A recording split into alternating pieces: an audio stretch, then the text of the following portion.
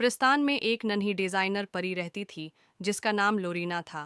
वो आम परियों की तरह सिर्फ उड़ने या फूलों से खेलने में वक्त नहीं गुजारती थी, बल्कि उसका एक अलग ही शौक था। वो फैशन डिजाइनर थी। लोरीना रंग बरंगे फूलों की पंखड़ियों, तितलियों के पर्रों की झलक और बारिश की बूंदों की चमक से ऐसे हसीन लिबास तैयार करती कि सारी परियां दंग रह जातीं।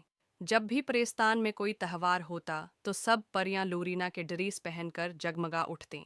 एक दिन परी मलका ने ऐलान किया, इस साल का जादुई फैशन शो सबसे बड़ा होगा। जो परी सबसे अनोखा और खूबसूरत लिबास बनाएगी वो प्रेस्तान की रॉयल डिजाइनर कहलाएगी। ये चीलिंग सुनकर लोरीना के दिल में जोश भी था और डर भी। मुकाबले में सख्त हरीफ थे, खास तौर पर एक मगरूर परी ज़ीरा जो हमेशा कहती थी कि वो सबसे आगे है। लोरीना ने सोचा, अगर मेरा डिज़ाइन सिर्फ खूबसूरत ही नहीं बल्कि जादुई भी हो तो सब हैरान रह जाएंगे। इसने काम शुरू किया।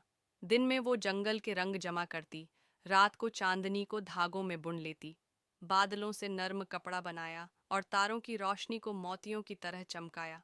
मगर ज़ेरा ने जादू से लोरीना का काम खराब करने की कोशिश की। उसने बादलों को बखेर दिया और चांदनी को धुंधला कर दिया। लोरीना परेशान हुई मगर हिम्मत नहीं हारी। उसने कहा, हकीकी डिज़ाइन दिल से बनते हैं, सिर्फ जादू से नहीं। आखिरकार शो के दिन जब सब परियां रीमअप पर चलें तो सबके लिबास खूबसूरत थे, मगर लोरीना का लिबास देखकर सबकी आंखें चमक उठीं।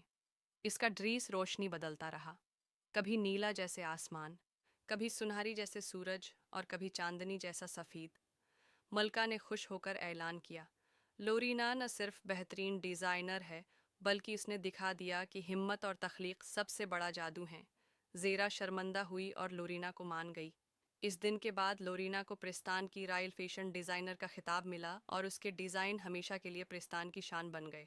मज़ीद अच्छी कहानियाँ सुनना चाहते हैं तो चैनल को सब्सक्राइब करें